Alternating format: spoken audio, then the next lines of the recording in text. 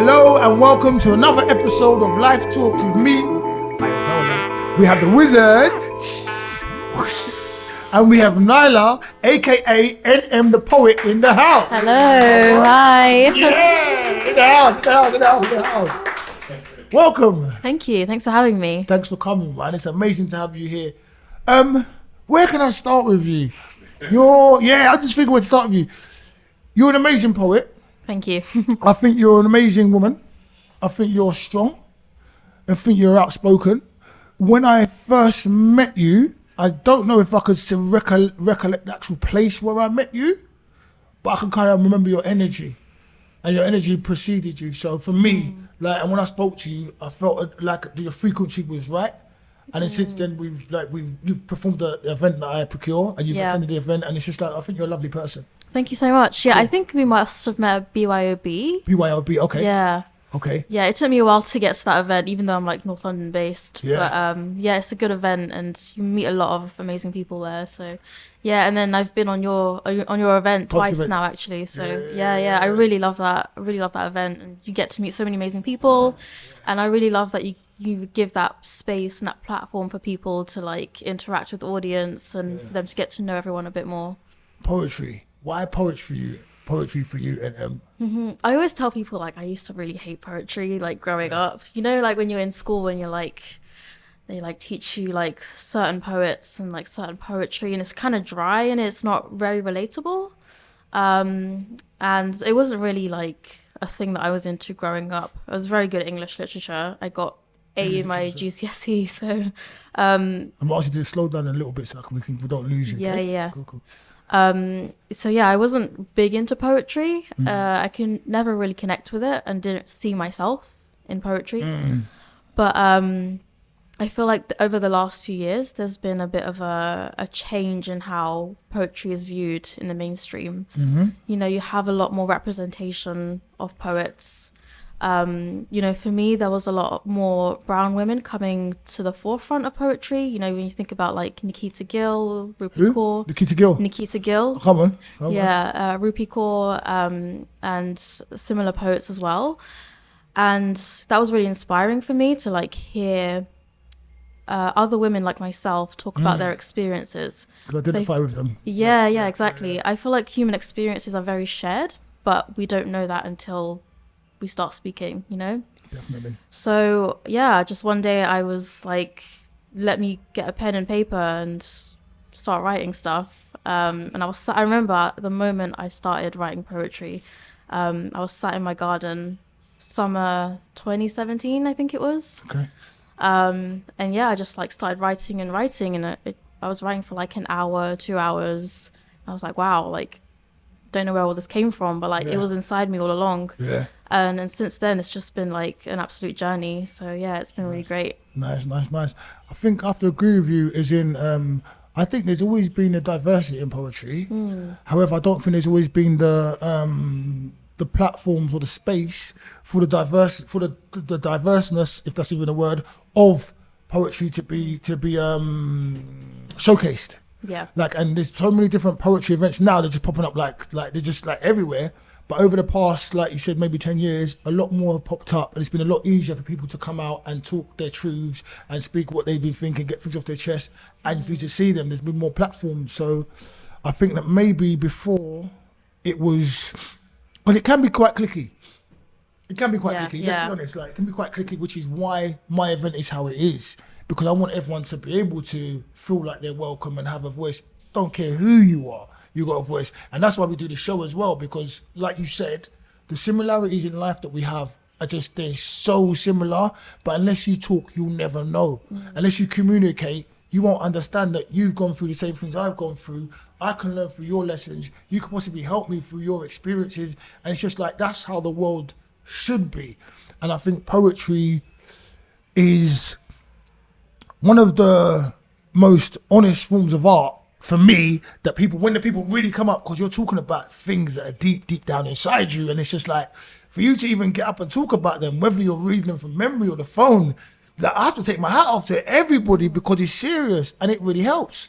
When you started writing, because like when you talk about the old poets, like What was name either name them or tell me the kind of style you kind of like, because I've got an idea for it, like, but I wanted to hear your experience of the poetry first, and then how you think poetry is different for you, like now. Do you mean the poetry that I grew up with? Yeah, I would say if you was to ask me, I'd be like, and the wind was wild, and the wild was wind, and I saw them, and they saw me, and it was great. Yes, it was great. Yeah. Or like, like this old style of writing, and there's just, poetry can be whatever you want it to be. It doesn't have to rhyme. It could be a haiku. There's so many different things in it. But if you're only exposed to a certain kind, like you said, you think that is poetry, basically. Yeah. So I mean, that's what I was saying. What kind of poetry was you exposed to? Like, what was it? That old English stuff, or like? Yeah, it was just find very boring. Like, yeah. We were exposed to a lot of like old school poetry, like pre 20th century. okay, yeah, Bit of early 20th century. Different generation. different language. It doesn't relate to what we're going through today. But once I started engaging more with local poets, with, let's say, more accessible poetry, in that you can understand what they're saying. Yeah. And this is a big thing. Like, there's a perception that poetry has to be kind of wishy-washy, not understandable. It's kind of like only accessible to people who can think at a high level, which I think is very elitist and very exclusive. BS. And same thing with other art forms. They used to be only accessible to the elite, but art is art. It touches everyone. And I think I remember I read a bit of Audre Lorde. I love Audre Lorde's work. Audre Lorde. Okay. And she was saying how poetry is like the cheapest form of art, but it's the most powerful as well. And I love that. Anyone can do it. You don't have to buy all these things, all these materials to produce it. You can just get a pen and paper. For me, I always write on scrap paper. Like, that gets me thinking. So I love that poetry is accessible, and over time it has become more accessible. And for me, I've kind of loosened up a bit with my poetry. It doesn't have to be one thing. It can be many different forms. You said when you started writing, what came out? I know that you said 2017. What kind of what came out of you? Oh, Yeah, what came out of you? lots of things. I found myself writing about my experiences growing up, a lot about family, friendship, things that were in my head for years, but I never expressed it. I couldn't really express myself when I was younger. I grew up as the youngest child, so Of how many? I've got 3 elder siblings. Okay. So, girls? Do you mind me? 2 sisters and a brother. And my sisters are very active, very loud, and I was like the quiet one in the house. So I was very introverted, kept my thoughts to myself. So once I started writing, it became like a way for me to communicate. And then almost hear your inner voice and get things out and off the page. Yeah. Hey, here's what I want to ask you. When you first performed a poem, let's just, because this stuff we're going too fast. When you first heard, let's say, in your words, another brown girl performing poetry, what kind of emotions did that evoke in you? And then who was it, and what was the poetry about? That's free. I know it's free. I always ask like more than one question in one go. Sorry. If you don't remember the first, it could be any of them, because you mentioned 3 different poets that you identified with, and are they? Do I know them? You probably came across their work online. Okay. Yeah.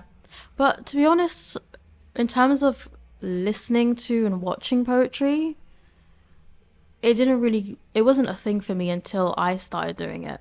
Okay. So I would always, before that, my exposure was simply reading it through books or on social media. Yeah.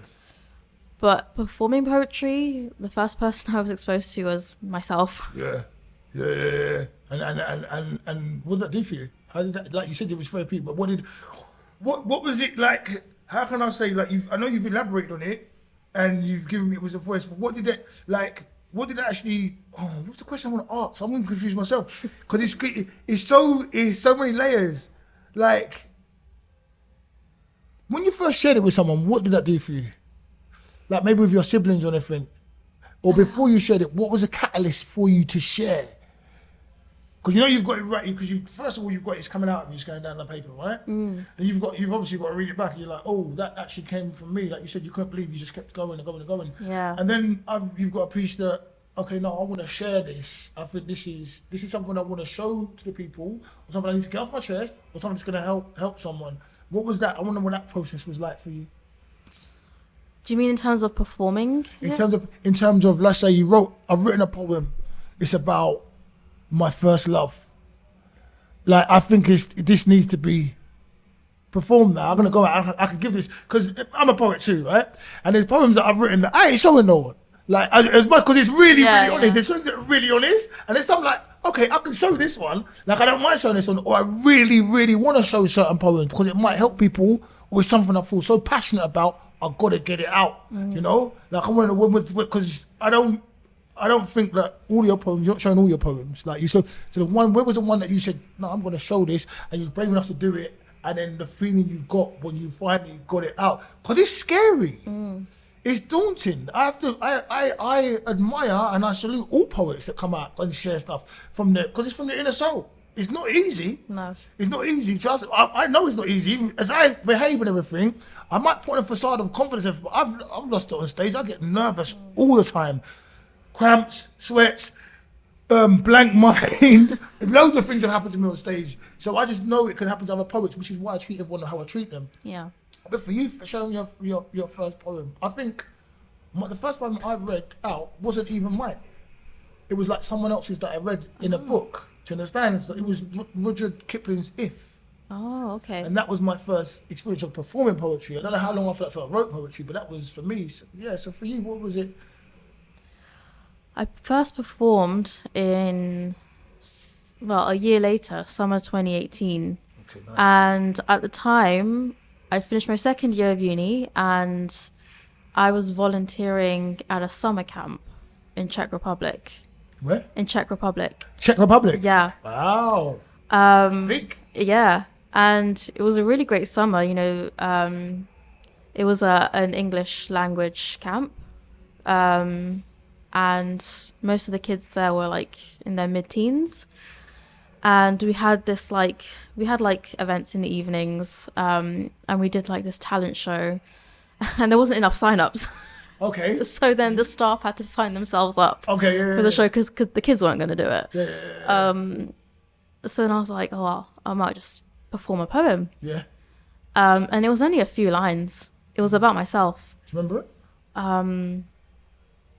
If you don't remember, no problem. I'll put you on the spot here. Oh, it's such an old poem. Yeah, cool. But it's called Magnificence. Magnificence. Yes. Okay, nice. And it's about how yesterday, today, and tomorrow I will be, I am magnificent. Nice. And it's just, it's very short. Yeah. But I performed that and I was probably on there for like 10 seconds. Probably but I was so nervous. Yeah, of course. And like that, it just went like that.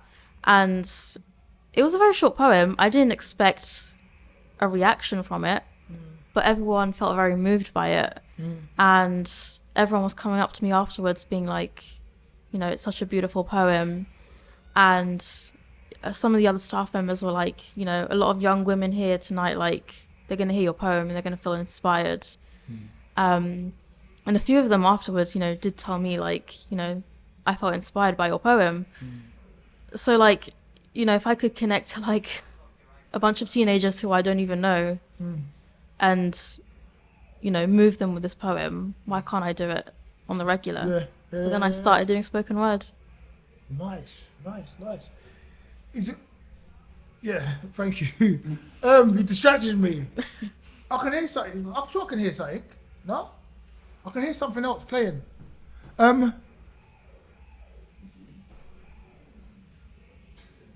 Sorry, knew I could hear something else. That's what it threw me. You know, my things is pressing it anyway. Cool. Yeah, I digress. Poetry. You perform a poem. You want to say, what was you like as a child? What was it? What was you like What as was a I child? like Yeah, as a when you was child? younger. Yeah, like how do you know? 26. 26. You're still a baby. Sorry, you still got so much life ahead of you. You're still a baby. But what you remember like what you was like? How it was for you? Maybe in your younger years, coming up with your siblings and stuff. What was your personality like? How was life for you? As I said before, I was very introverted, so I kept to myself. I was a very imaginative child. I used to love reading books. Yeah. My parents didn't like us watching TV, which I'm really grateful for now. We had so many books in the house, so I would just spend all day like in a book. Particular genres or just anything? Anything. Nice. Yeah. And that's something that continues today. Like I love reading books, and now I love to read poetry books and collect poetry books. What's your favourite poetry book? My favorite poetry book.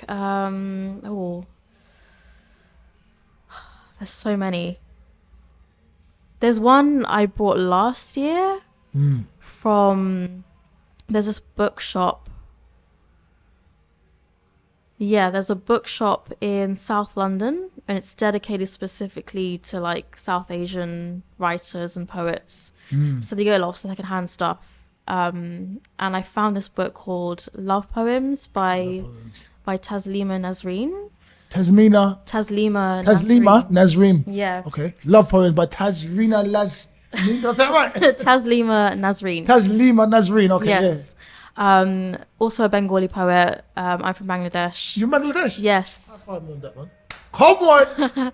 Well, a lot of friends from Bangladesh. Oh, nice. Bengal tigers. Come on. And yeah, it was like a compilation of her like love poems, and yeah, like the imagery, the language, it's just incredible, and that's just translated, you know. Yeah, I really love that book. Highly recommend it. So you said you read a lot as a child, and you like the fact that your parents made you read stuff.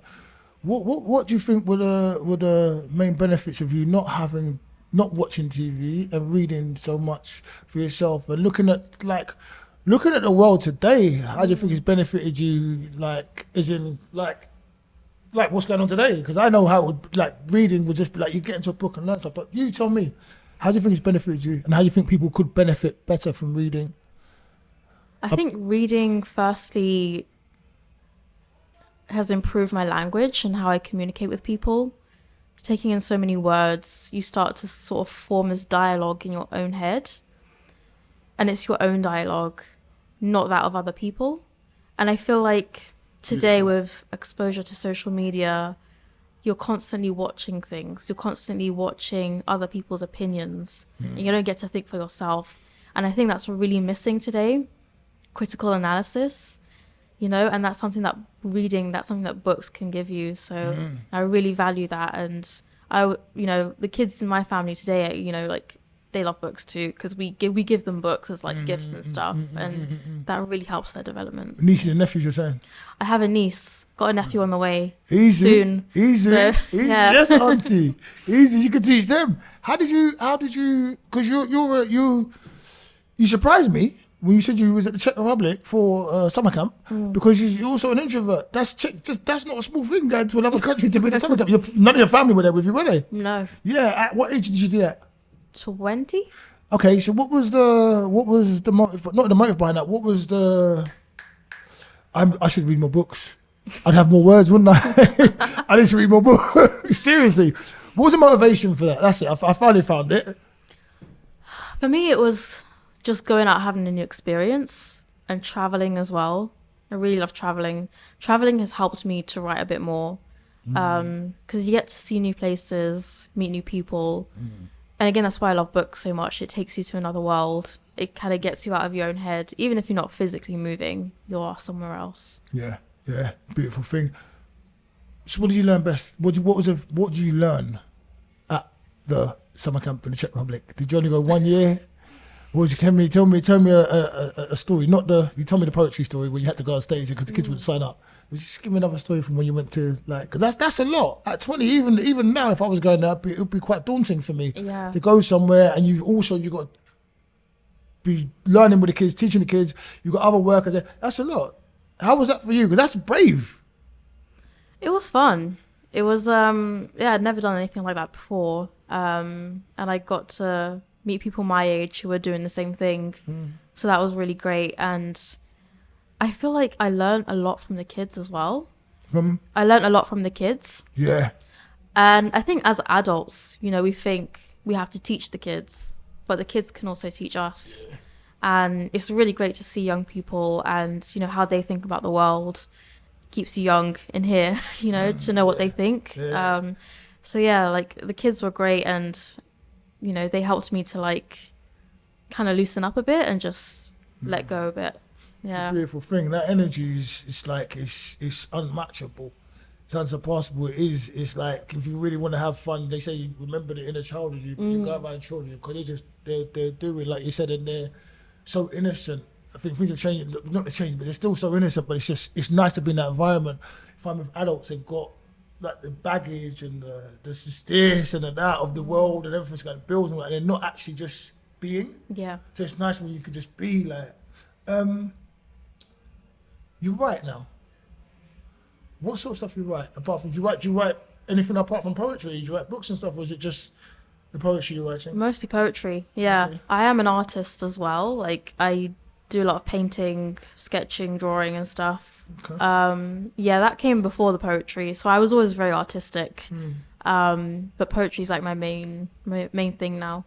Yeah. What kind of if I was to ask you to describe yourself as a poet, what and like to go as far as I wouldn't want you to just pigeonhole yourself, but in your own interpretation, what sort of poet are you? Ooh, big question. If I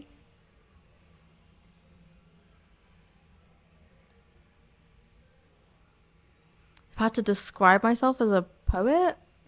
What's a poet? Okay, do you want me to elaborate for you? Yeah. For you. So,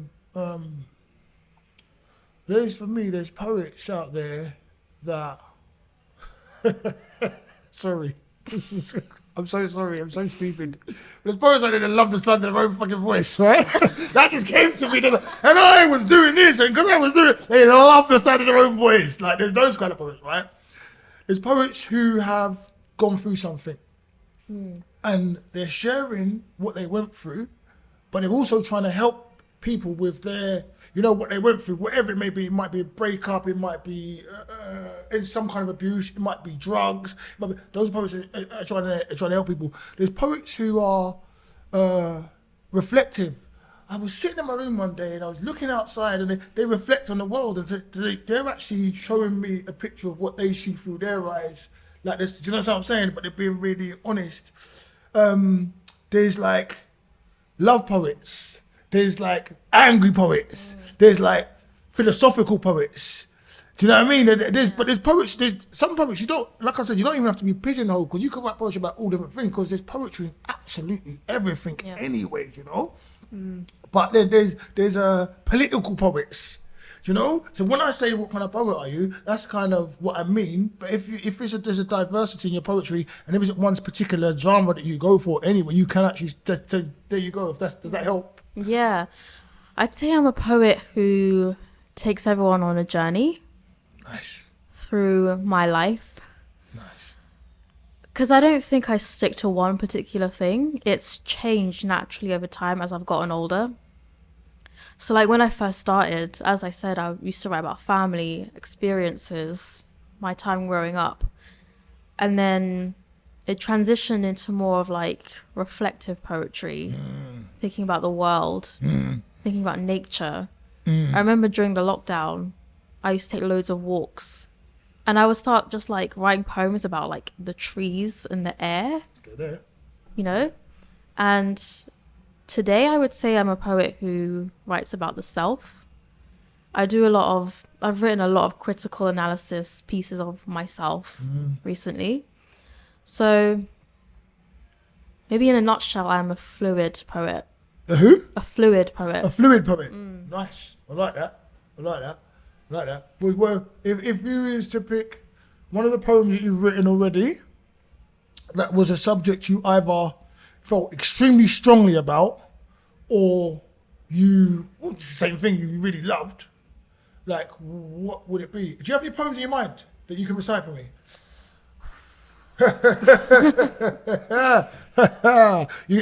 Even if you've got it in your phone, I'll let you talk on your phone just so we can see something. You don't have to do I've it right got now. one. You got one, yeah? We'll do it in a Yeah. little while. Yeah. But yeah, so a poem that, what does it say?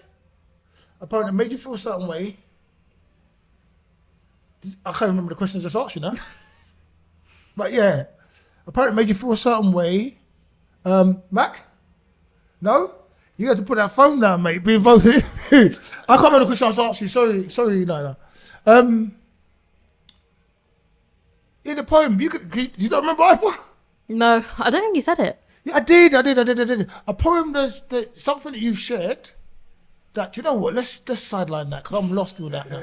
Let's get the poem out and I'll try and think about the questions I'm asking. Have you got the poem ready? Yeah. Yeah, let's go. It's called eudaimonia. It means Pardon? it's a Greek word, eudaimonia. Eudaimonia. Yeah, it means the highest form of happiness. Eudaimonia. Yeah. The highest form of happiness. I'm educated already. Nice, man. I'm gonna be more quiet. I'm gonna let you talk more because you have to give me something. But you need to let it out. You need to just chill. You can ask me some questions as well and give me something. You put the phone. Oh, hi. Hey, wizard. Wizard's involved now. So go ahead. You got your part. I'm gonna close my eyes Okay. so I can. One more time. Eudaimonia. Eudaimonia, the highest form of happiness. Nice. Take it away. NM. I am a taker. I take what life brings. I beat myself down. I give myself wings. I am hedonistic, ripping grass apart. I make enemies of friends and I call it art. I create pages from dust and burn it for fun. I take pride in breaking hearts and setting fire to the sun. I play heads and tails for important decisions. I ignore voicemails, care more about what's on television. Drawing pastel princes, I'm a picky princess, selling paper cuts for muse with apple cheeks and a red dress. But iron me out like a flat earth conspiracist, and you'll see I've got all the right words like a fairy tale lyricist. I'm messy, I'm not the loudest, and I'm not always clear, but I write poetry that could resurrect Shakespeare. Give me a heartbeat, I'd rather have a pen.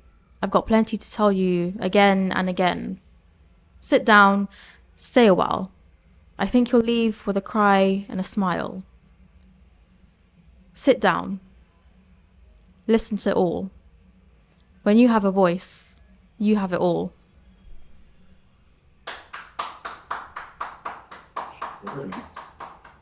Thank you. Sorry, I broke his.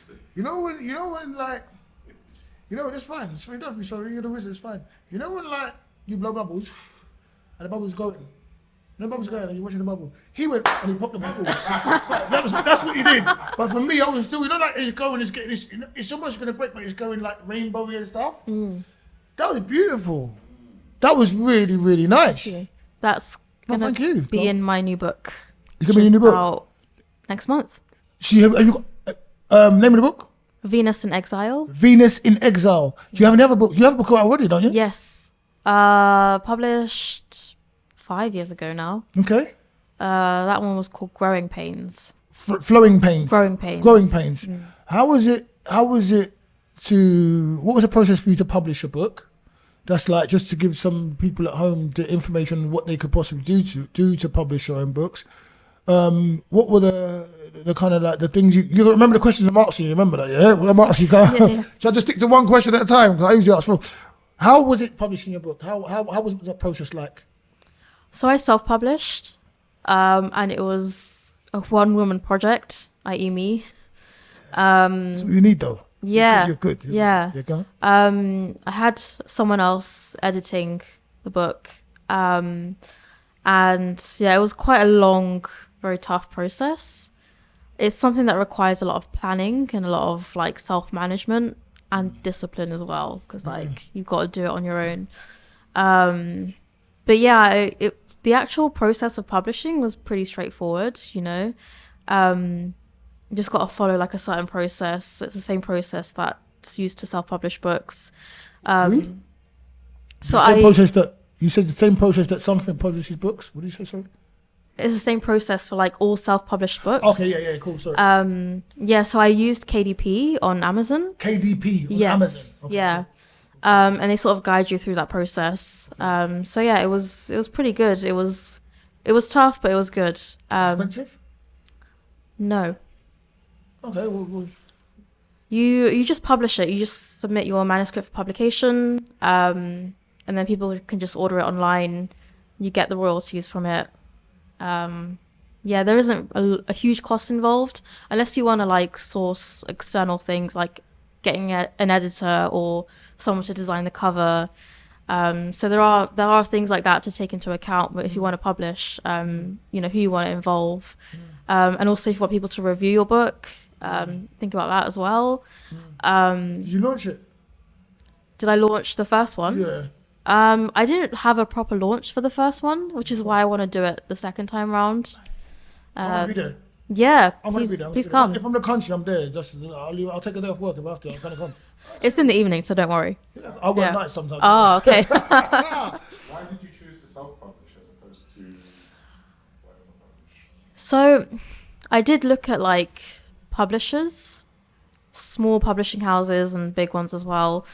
But it was just a lot easier to just do it myself because I get to have more creative control. With publishing houses, there's certain requirements that you have to meet, and that's just, it can be quite exhausting as well. You've got to take the time out and read through the guidelines. Then you might not even make the cut. So, you know, self-publishing has its pros, and you also get to keep a bit more royalties, which is something that you might want to consider.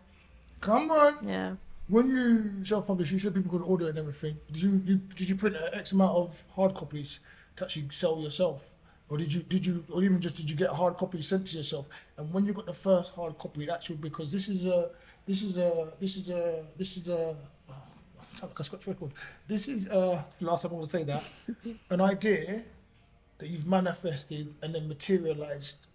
And it's not just one thing in there, because it's a culminate. Like if it was a book, it may be many different chapters, but it's one story. This is a load. This is all different, but poems. So when you first got that first copy, when you had the first hard copy, what was that like for you? Like because like I want to publish a book myself soon. I'm trying my best. Like I'm gonna do it, but I'm trying my best. But I haven't actually done that and said, okay, this is my book. And just what was that like for you? It was very surreal. Surreal. Seeing my work just like printed and in front of me, and you could just flick through it. But it also felt like a piece of my soul, like I was holding a bit of my soul in my hands. It was very vulnerable. And poetry is vulnerable. Yeah. And I was kind of like giving that to other people, being like, here you go, here's a bit of me. Interpret it how you want. So yeah, it was very, very personal. Yeah, and on your journey of the first book, Growing Pains, what was the response you got? And how did the response affect you? Yeah, I'm not even going to elaborate because I talk too much. Sometimes I talk way too much. I'm going to shut up. When I first published it and people started reading it,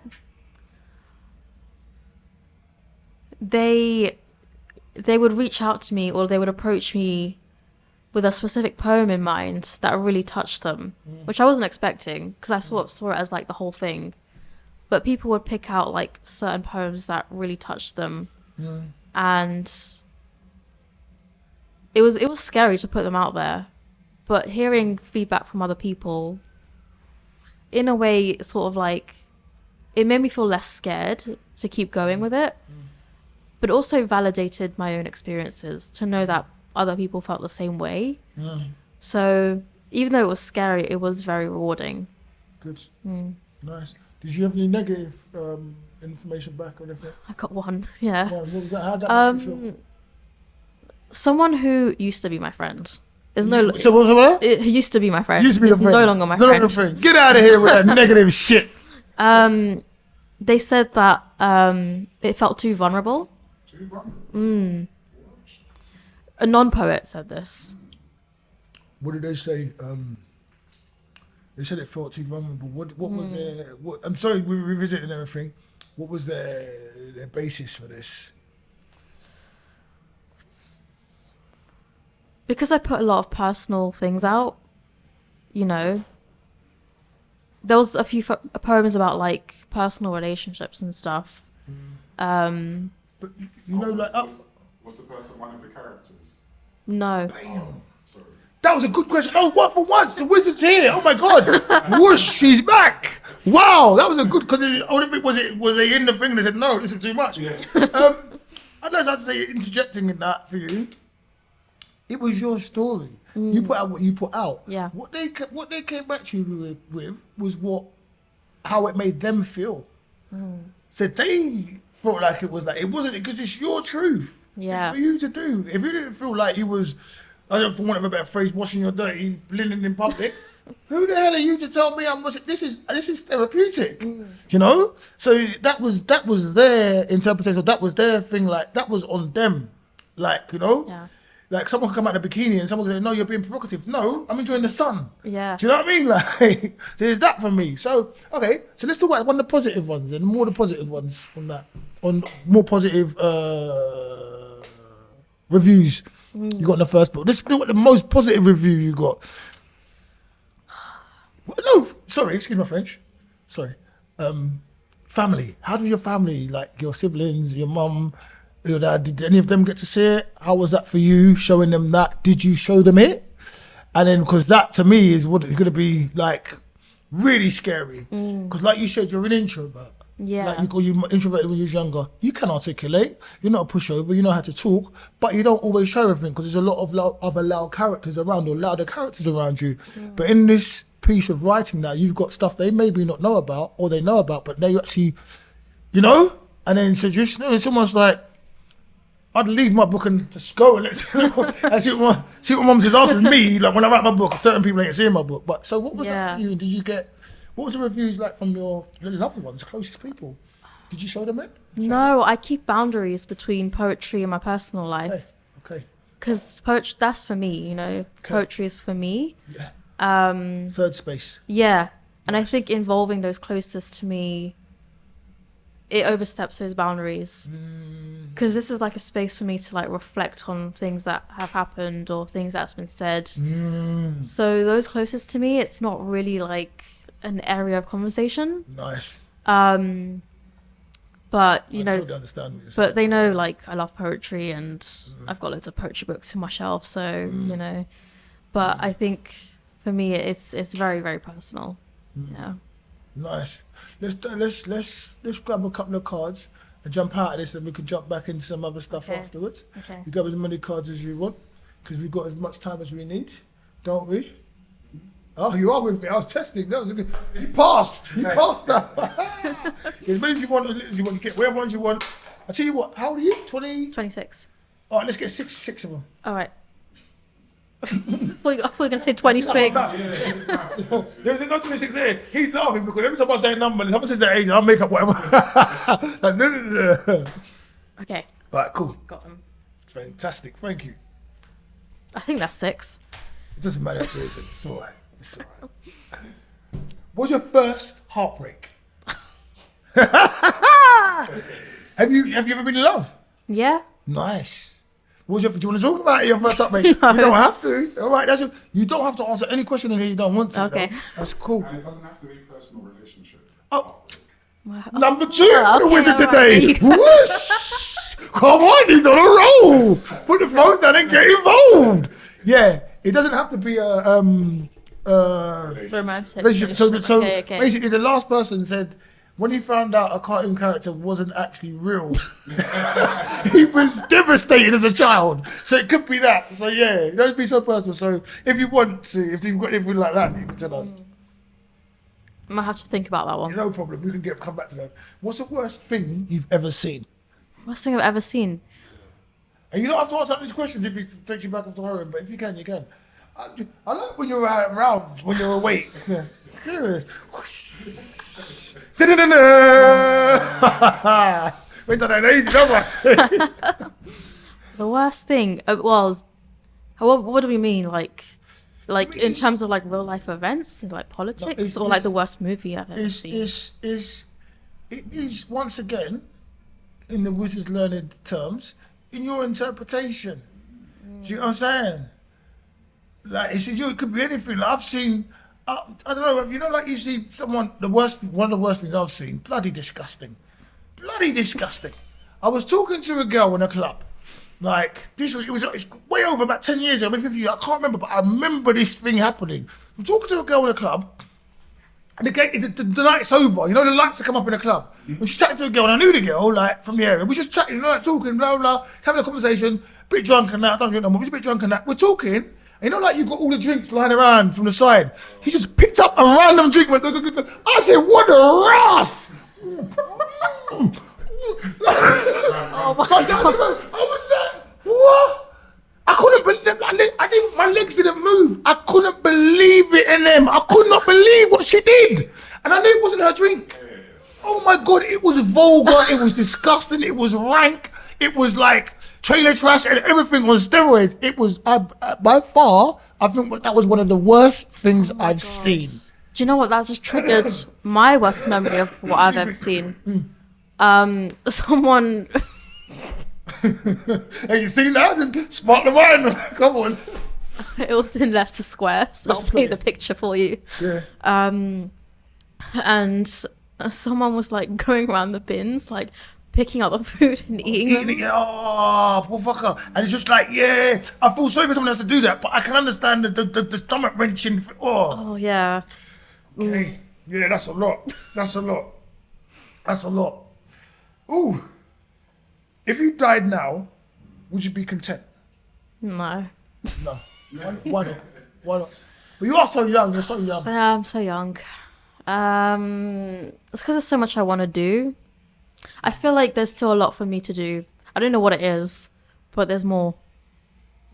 I want to see more of the world, meet more people. Where have you been? You're meeting me. I'm multi. What's the word? Multicultural? No. I am multicultural like that because I live in England. No, not even multifaceted. You know, like when you got big personalities. No, what did he say? You just lost the point. No, one point lost. You know when you got multiple personalities? I got multiple personalities. Yeah, okay. So you met like 10 people right here. That's what I'm saying. Where have you been in the world? Where have I been? Already. Tell me more. Where have you been? Oh, I've been all over Europe. Been to the US. Been to Asia a bit. That's so general though. Give me something, man. That's so general. I've been to Europe, US, Asia. You've been Czech Republic, right? Yes. Let's talk about Europe. Where else in Europe have you been? I've been to Italy. Okay. Part? Any particular part? Loads of cities in Italy. Name a few for me. Milan.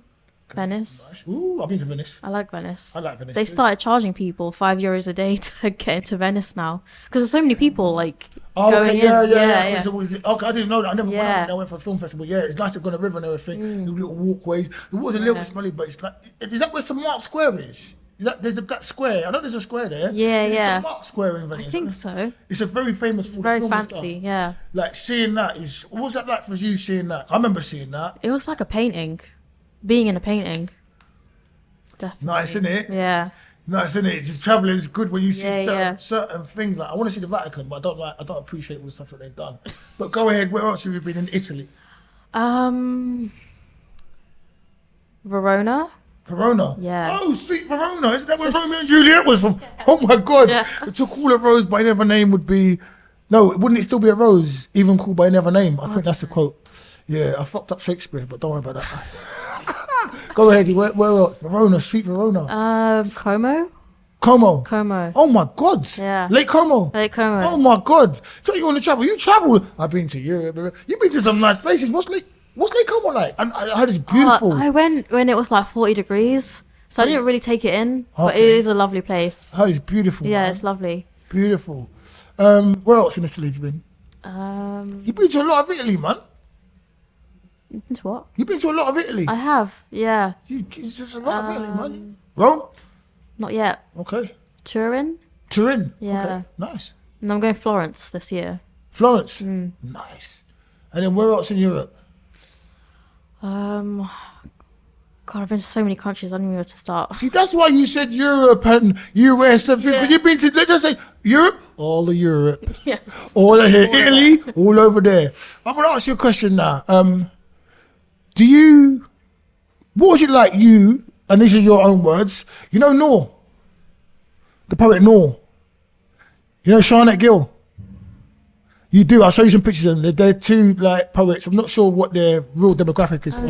Yeah, Yeah, but yeah. they're Asian. They define themselves as brown girls too. Yeah. What was it like for you, in your own words, being a brown girl in these different countries? Was there any difference for you? Did you see any differences? And then did you see any benefits, any pitfalls, or was it just the same for you? And you're Bengali. You've been back home as well, isn't it? Yeah, I went when I was not since I was a kid. You don't remember? So All right, ages cool. ago, yeah. All right, cool. But just going into these other countries, what was it like for you? Did you see any differences? Did you feel any differences? And also, you being female as well. We're going to talk about that and how that might make you feel or not feel like in the modern society. Because like I feel quite strongly about a few things, and I'd like to know because I will only know how you see things through your eyes if you tell me. That's what this whole show is about as well. So yeah. Yeah, I mean, traveling around as a brown woman, it's for me personally, it's been okay. You know, if you're just like, I'm quite like hands-on about my own safety, so I always like look out for myself, anyone who's with me. Yeah, I mean, for me, it's been fine traveling. I don't want to speak for everyone else because that's just my own personal experience. Did you find you had warmer receptions in certain places or colder receptions anywhere, or just like you said, just the same? Just the same. Okay. Yeah. Okay, fair enough. What's your favourite country? My favourite country? I think Italy's got to be on there. But I went to South Korea last year. Nice. You ain't playing, are you? You want to do more travelling? 26 and you've done all these places. Yeah. I want to do more. Yeah, of course, and you will. You do whatever you want to do, man. You will. But go on, what was South Korea? You said South Korea? South Korea, yeah. That's not where King Jong is it? That's the north. Oh, that's north. Me, I don't know much, you know. Like, if I don't know, I'll ask, innit? As we say Korea, I'm thinking I know. Is it north or south? Okay, so you was at South Korea, yeah? Yeah. What was that like? It was really fun, really fun. Went to quite a few places. Food is amazing. Are you reading my mind? That's the next thing I want to ask. The What was the food like? It was insane. It was so cheap. Really, really good. Yeah. Good barbecue. Yeah. Yeah. How was it expensive to get out there? The flights are always going to be expensive, I think. How much was the flight? Roughly about $1,000, $2,000? £1,000. Yeah. Oh, But once you're out there, it's like Accommodation super cheap. Yeah. Yeah. Might have to get down there. Have a butchers at the food, mate. Cool. What was your favourite thing about South Korea? The food. The food, Definitely the food. And the fact that everything's open so late as well. Yeah. What's late? Everything. 24, okay. Everything's open late. Yeah. What was the worst thing about South Korea? Worst thing. Oh, it was very humid when we went. Okay. Humidity. But they have AC everywhere, so not too bad. But yeah, want to go to Japan as well. I want to go to Japan too. Yeah. Japan, I've heard Japan is so clean, it's so nice. I'm dying to go to Japan as well. Like that's on my bucket list. Like I think Rome might be on there to see the Colosseums. Australia's on there. Japan is on there as well. Yeah, I think those are the only ones that I haven't done that I really want to do. The others, I want to travel, but those are the ones I really want to do. Really want to do. Why do you want to go to Japan? Just to see? Same reasons as you, like different culture. There's a lot to do there. They've got a lot of beautiful nature as well, which I'd love to see. A beautiful country and heritage and how they handle their people. So clean, so reserved. I heard it. Someone goes to me, actually goes to Japan because I'm too loud. Because they're really, seriously. That might be a problem. Because they're very reserved and regal and people like the way they're not like it because someone goes to me, they're very quiet and just like in the country, like, you know? Yeah. But anyway, how would you describe yourself? I didn't answer that question yet, did I? No, I didn't. No. How would you describe yourself? From the last interview, sorry.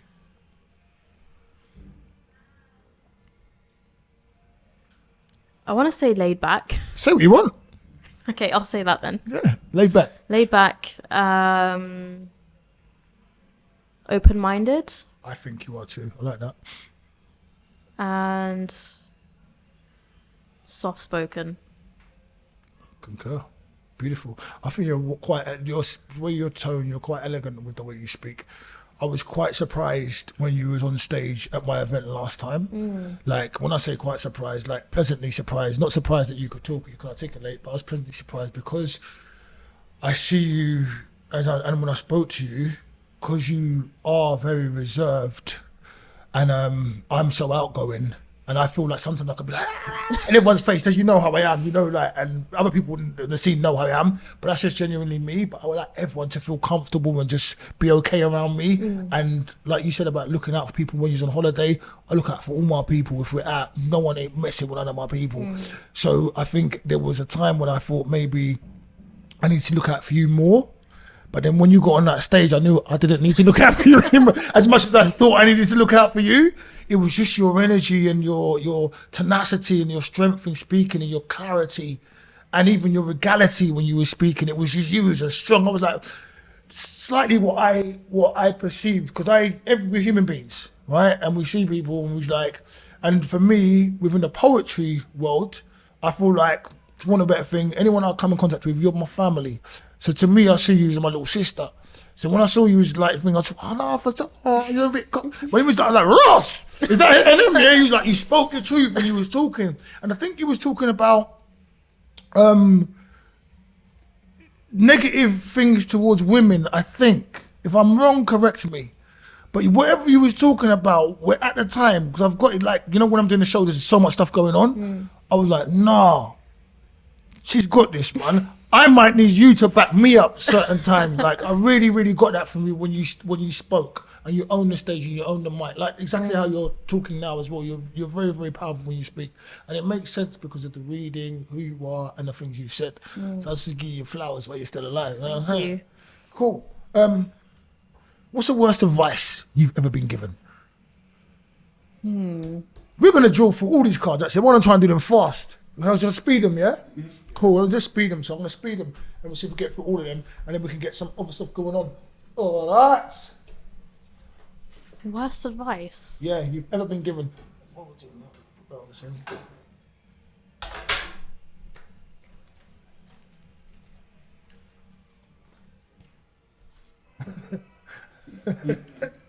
I like all shoulders. That my poetry either needs to rhyme or not rhyme, and I can't just throw in rhymes whenever I want. Don't mind them. Don't mind them. You do And your then poetry. it was at a workshop, and then everyone else jumped to my defense, being like, "No, No, yeah. It wasn't the workshop coordinator, was it? No. It's just a random person. Cool. What's next for you? my book launch." All right. Where you? Do you know what you're doing and everything? Yeah, we're having a launch evening on that day. Tickets are gonna be up soon, so there'll be more info. There's gonna be an open mic, so people can come and perform. Cool. Yeah, I want to ask you, will you have anyone performing any of your poetry? Yes, Give me another high five. I will. I love that, man. get some poets on there. I love that. Absolutely love that. Did I say the worst advice you've ever been given? Yeah. So what's the best advice you've ever been given?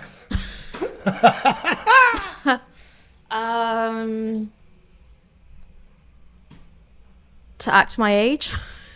The best advice, yeah. Yeah. Why is that the best advice you've ever been given? Because I used to act older than I was. I think just with my upbringing, I put a lot of pressure on myself. So then I used to start acting. I put a lot of pressure on myself, and I didn't let myself enjoy my childhood, my adolescence. So I'm trying to live in the moment and not think ahead. Nice. Tell me something about. But can I say something? I don't think you would have gone to all the countries and all the places you've gone to if you wasn't like as mature as you was. You know what you want. For me, you know what you want. You know what you don't want. You just you're there, innit? Yeah. Yeah. God bless your family when you have it, man. Serious. I'm telling you, they're gonna love it. Tell you, they'll be fucking amazing. Tell me something about you nobody knows. That you don't mind telling.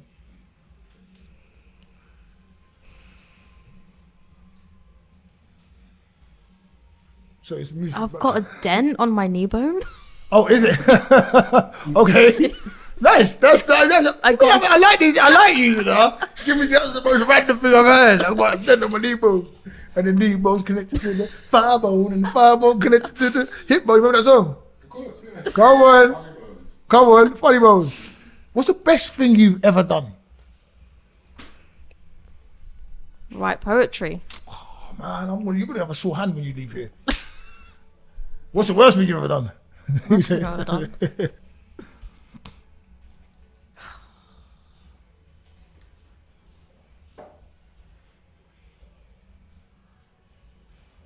Right, you're such a goody two shoes, isn't you? Not be honest with people about my feelings. Okay. Why? I think I was just scared. Nice. Nice. This is like, it's good to be honest with yourself as well, man. It's nice. That's a beautiful thing. If you were a colour, what colour would you be and why? I think I'll be red Red. Why? because it's just my color. Your favourite colour, yeah? It's not my favorite color, but it's my color. It's a color I always wear. Yeah, red. Nice, but you've got blue. Oh, no, you've got there's red in your cup. Blue and red. What's your greatest achievement? You're going to say poetry again, aren't you? Greatest achievement. To date. I don't know. I was saying, what was your greatest achievement to date? To date. I did spoken word in front of over it's like 1,300 people. Wow! Yeah. Leave that. Last year Where? for so I used to work with this organization called Citizens UK. I did work experience with them ages ago, and they asked me to perform at their General Assembly last year. So yeah, I did a piece about so there's a local women's group and they're activists. So I wrote a poem about them, and it was dedicated to them. And how was that? Cause no, like when you know it, like when you was going up on stage and all that, because I'm like, you must have that much people, like you must have prepared and re-prepared. Like, how was that? It was really scary. But at the end, I got all the women in the room to stand up so that everyone could acknowledge them and applaud for them. So that was a really nice moment.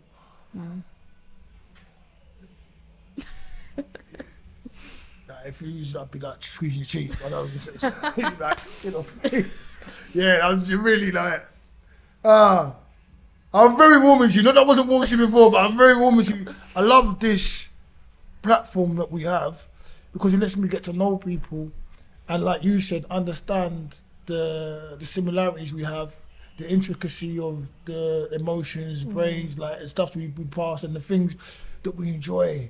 The things that we're scared of and stuff, it's just so beautiful. And without having these conversations, I wouldn't know these things about you. I only have my own perception and my own interpretation to make, to derive from. Yeah. So it's like, yeah, love it. If you had one wish, what would it be and why? Free Palestine. Free Palestine. Man, come on now, make it clap. Make it, well, man, free Palestine. Can you be easy on that hand? Oh, sorry. No,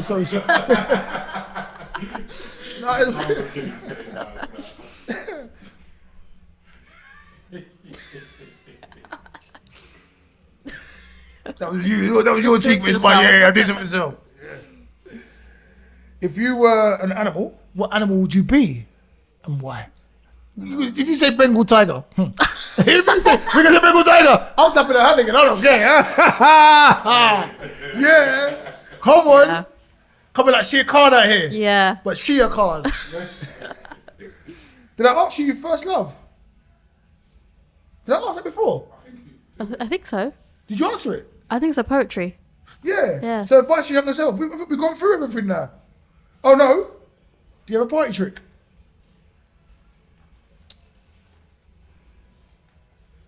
Salsa?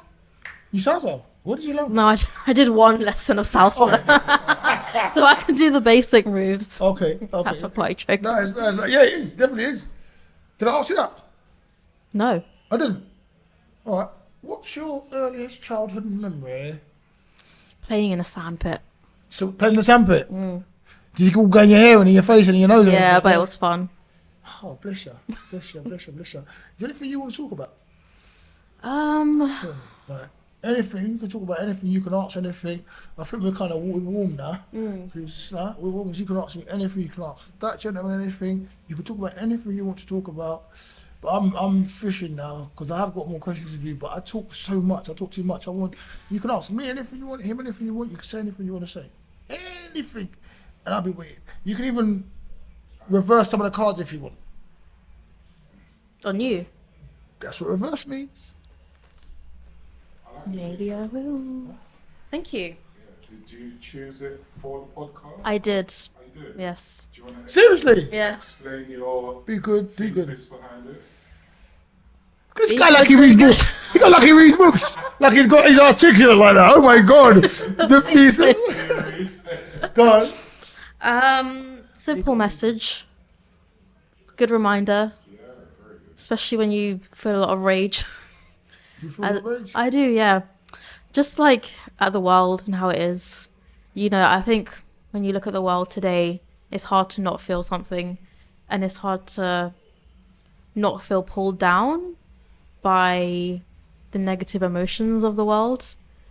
So I'm just trying to remind myself to like not stoop to the level of certain people and to just focus on myself and just keep giving kindness out to the world.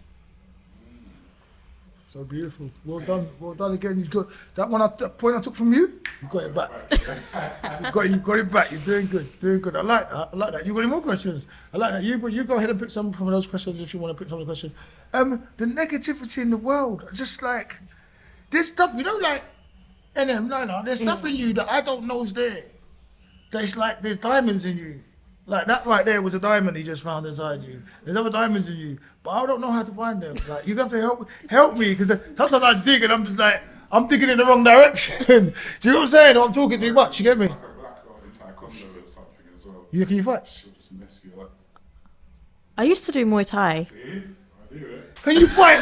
Well, I used to do I used to do. Seriously, how long do you do Muay Thai? More longer than salsa, I right? did it for a year.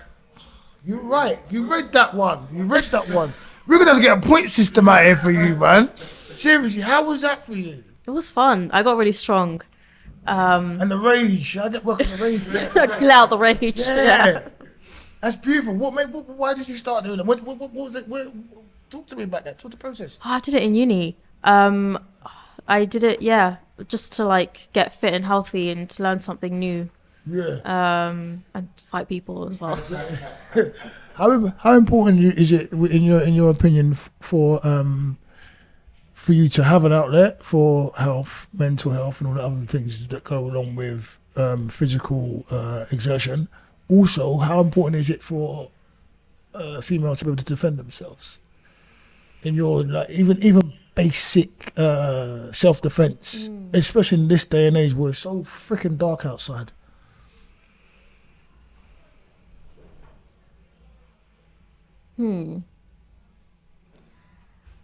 My opinion is that people shouldn't have to defend themselves. But obviously we live in a world where sometimes you have to. You have to stand up for yourself. But I don't think self-defense should just be a physical thing. I think it's a mental thing as well. Just being able to like set boundaries and tell people no. You know, I'm not gonna accept this behavior. I don't accept what certain people tell me. So it's good to have an outlet for that. But I think it doesn't have to be physical. There are loads of different ways that you can express that. It's a beautiful answer. Well done. And I just wanna just add on to that what you just said. Definitely make your boundaries, know your boundaries, make your boundaries clear to people, like, and right to the world so they know, not around there, mate. Bengal tiger here, mate. Do that over there. No, I love that. It's very important. I think it's important for everyone to set their boundaries and know their boundaries so they don't do things they don't want to do, they're not getting abused, it's just beautiful. Well done. That's a nice, I like that.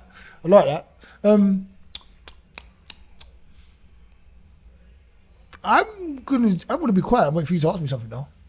You want me to ask you something? Or you? Because you like to say, yeah. No, you don't have to. You can pick it out of your brain if you want. You've read so many books, and there's so much stuff in your head. think of a question that you've been asked from a book, or something that's happened to a character in a book, or something that you'd like to, like just an obscure kind of, like we was talking about the universe and it's not infinite before, that we were going to die at some point. I don't believe we're going to die. I think we're going to go on, but that's something else. Like, do you believe we're going to keep going on? Yeah. The other guy's like, no. Soon as the sun's going to explode and everything's going to get wiped out, at some point we're all going to die. Like, I prepare for the ice age. Like that kind of. That's what he was on. That's what he was on. But yeah. Anything in books that you've read, or any questions, like, like there's so many, like, have you read the Hitchhiker's Guide to the Galaxy? You know about it, right? I've heard of it, yeah. Yeah. Like, they say stuff like about like, what if God wasn't real? What if? Why do we exist? This, that. But like philosophical questions. But that's just from there. I'm not actually asking you any of those questions. I do have a question. Cool. Have you ever wanted to perform a poem, but you stopped yourself from doing it? Yeah. Many times. Because the poems have been sexual, and I don't think that's a good representation of myself. Like the way I look and the way I am, or the way I may, and that's all of me, the way I may be perceived. It's like for me to come out and start saying about what I might want to do with a woman, what I've done with a woman, what I want to do sexually. To me, it's just like, how can I say? It's like eating McDonald's. It's long, isn't it? Yeah. Do you know what I mean? There's nothing to it. There's no substance to it. I don't. For me, I don't feel that does bring anything to me. Although I had the ideas and it is part of me, and I put it on a paper. I don't think me performing it would do any good for me or any good for anyone outside. And I want to do good. When I, like yourself, I want to show you that I've gone through stuff, you've gone through stuff. I want to ignite change in you. I want to encourage you. I want to make you laugh. I want to make you happy. I want to let you know that whatever you do, don't worry about what you do. It's okay. It's okay to do whatever you want to do. And then we all fuck up. I want you to know we all fuck up. As strong as I am, I'm fucking weak. That's what I want. So I don't think like that sex stuff does me any justice. And I don't think there's no need for it. Other people could do that shit. You know what I mean? Yeah. And I've got some like really like raunchy stuff, but I just don't think like I don't want what comes of that. I want what comes with everything else. So I just kind of keep this to myself, and I've stopped writing that kind of stuff. Like a long time ago. Like I think in my phone I might have about 200 poems, and I've categorized them. I've got like just normal poems, like philosophical poems. I've got like over 100 and something poems. And sexual poems I've got like 5, and that's it. That's in that folder, and it's just. Nah, and it's just like I kind of get bored. I don't think there's no scope for that. So yeah, I just don't. That's one thing I don't do. Also, there's one poem I wrote that I don't think needs to see the daylight either, but I needed to get off my chest. It was negative. It was negative connotations about stuff in the gym, and even though I had those feelings and I had those thoughts about certain things, I don't think it does any good to be. How can I say? Just not nice to say things like, but it's just not nice. I don't think it makes sense. I've only written one of them poems, but it's like I felt very upset one day about it. And it was January. And I just, if you didn't know, I train. Yeah. So it was January, and there's a lot of people in the gym that everyone needs to go to the gym for different reasons. Yeah. But I was being selfish and maybe ignorant and arrogant with that poem, because I just wanted to train, and there's a lot of people that come in January and February and they don't come for the rest of the year. Yeah. So my thing was like, don't come if you're not going to come for the rest of the year. And I had loads of things to say about not coming if you're not going to come. If you're going to come for this amount of time, don't do it, because blah, blah, blah, blah, blah, blah, blah. And it's just this, no one needs to hear that, but I needed to say it. Yeah. So yeah, there you go, yeah. Like, I really want to either spread love, happiness, encouragement, support, my own vulnerability. That's all I want to do in my poetry, man. That's all I want to do. That's all I want to do in life. Like, be good, do good. This is the best thing. Yeah. So that's me in a nutshell. Like, not that you asked that, but yeah, that's some kind of elaborating. But yeah. I think life's a beautiful thing, and if we're nice to each other, we can have a nice time. And even when we have dark times, we could help each other. We could, like a little bit of a crutch, or even if I can't be a crutch, I can like give a little tickle or something. Do you know what I mean? Or give a plate of food, just change it. Like no. What was the two things we said? No, don't eat out of the bin. I'll buy you a burger. No, don't drink that drink. I'll buy you a drink. Do you know what I mean? Like that kind of thing. Like I just think that we as human beings can do so much for each other, and it doesn't cost us much. And then what we get back from it is priceless. Yeah, that's exactly. just how I feel. So Yeah. But it's hard to be like that, It is. There's so many negative things out there to try and stop you from being like that. And like you say, the world is so dark right now, and I see the darkness. And sometimes, like some films I may have seen, I can't remember them. I think Never Ending Story or whatever. There's stories where the darkness is trying to consume the world. Like I'm sure you've read stories like that as well, and the darkness is coming, and there's only certain light that can fight it. I feel like that's what it is now, and I think there's a lot of people, poets, non-poets. This fella sometimes, his partner as well, definitely. Jay, big yourself up, Jay, because you don't know you're a warrior of the light. I don't care, like everyone has you're a warrior of the light, because he's. Sometimes I think they're fucking winding me up, but they're like, no, you got it, go on, do it. And there's people who are in this world. Like, and they let you know that we can keep going on, but there's that thing like social media and all this. There's so much darkness, and everyone likes darkness. But nah, be the light, man. Let's be the light, man. Exactly. How much darkness do you think there is as a percentage compared to light in the world? Do you want to go first? Or do you want me to go go first? first. All right. I think there's more light than darkness, because if there was more darkness than light, I think we'd all be royally fucked. That's what I think, but it's a propaganda thing. It's a thing where the darkness wouldn't be able to continue if it wasn't shown. I think we're shown almost most of the darkness and a little bit of the light. That's how I feel like. And even when you're supposed to be shown, like the people like no, and like the darkness is that much, but the light is the thing. That's why I think there's more. I think there's more light than darkness. But I think you have to go through the darkness to get to the light. Yeah. So yeah. That actually reminds me of someone once told me like, and this is like a mindset thing as well, like something negative or like the darkness could be like a dot on a blank page. But it's like, for example, you have like a white canvas, completely blank, and it's perfect and brand new. You get a little bit of ink on there. You start thinking about it, oh my God, like I've got ink on there. And you start fixating on that one thing. Perfect. But the rest of the canvas is still there, you know? Yeah. That's what it is. So I agree with you. Yeah. Perspective. And I think too many people are now focused on that dot.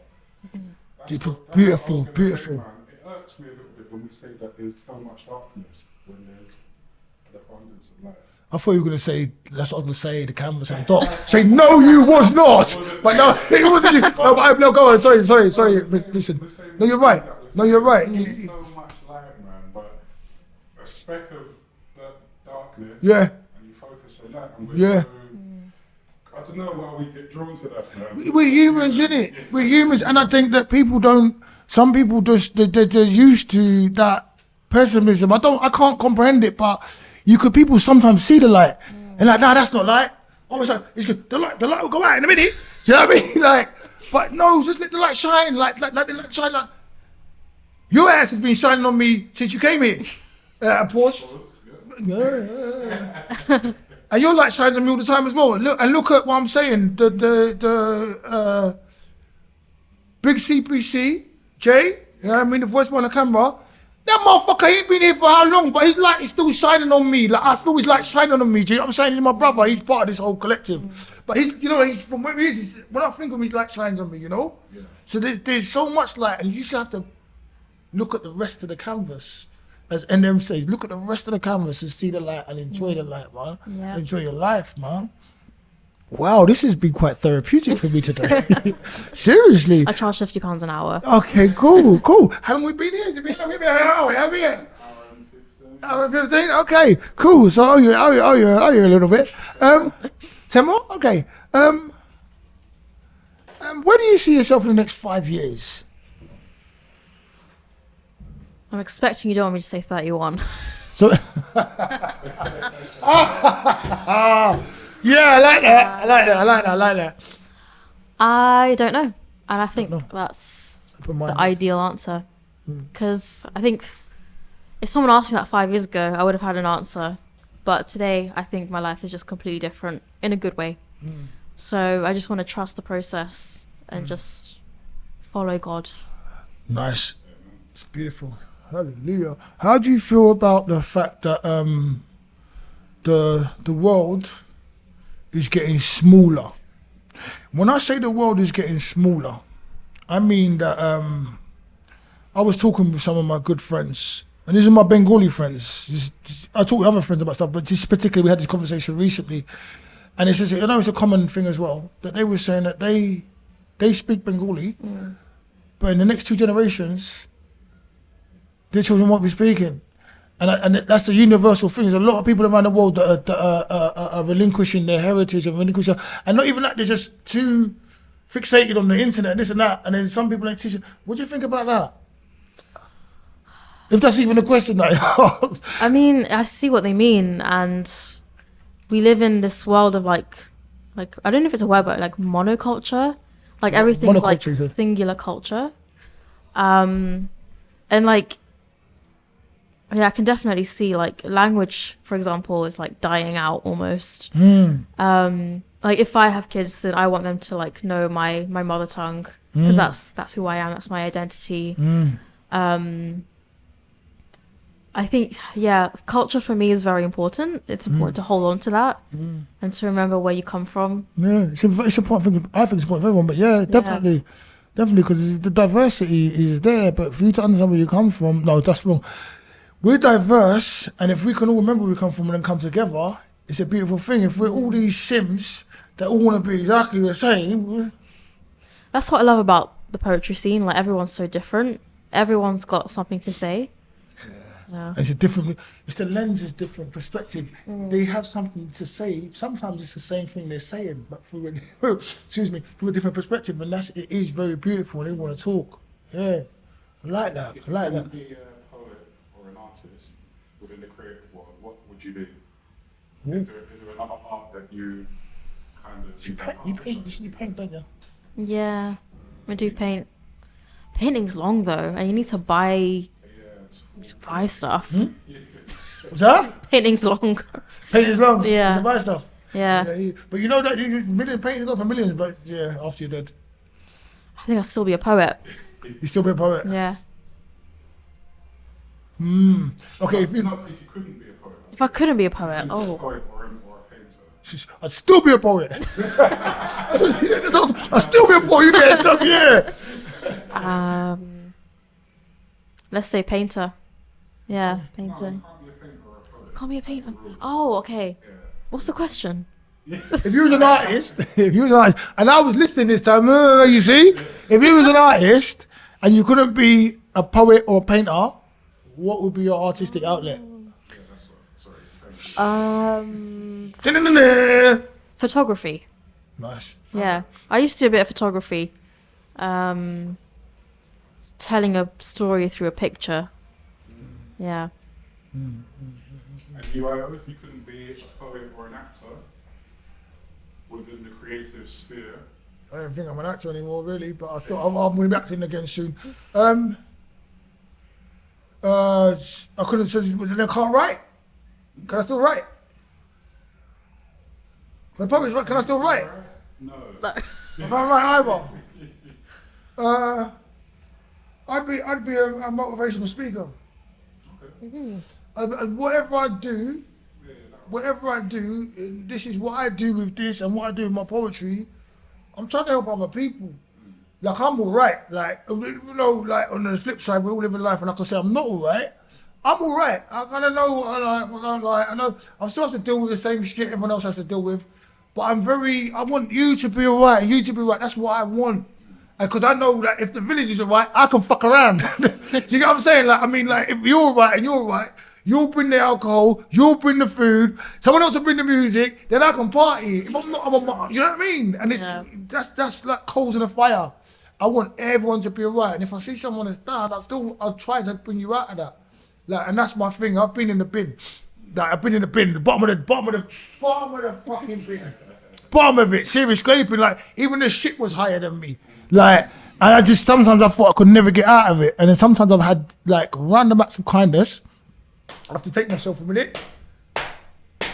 I don't want to cry. No, I don't. I'm really crying, bro. I don't want to cry. You can fuck off. I'm controlling my emotions. You, whatever. But yeah, I'm grateful for a lot of things that have happened for me, and I just think that I need to help other people as well. And like, not everyone can deal with the stuff that happens in life, like the way, like, or even they're not lucky enough to get out of it. Do you know what I mean? Yeah. I'm so lucky. So lucky. I'm not talking anymore. I'm gonna cry. Yeah, I'm not talking anymore. Let's talk about something else. I want to know more about your acting. Yeah, how dare you say you're not an actor? That's dumb. I've acted since I was really young. I love acting. You made me misty, you chief. Smile with you, man. You need to be Mr. Sorry. You're a dumb man. I say you're not an actor. I'm not actor. Can't you ask me something else? I need to compose myself. I was on the edge there, man.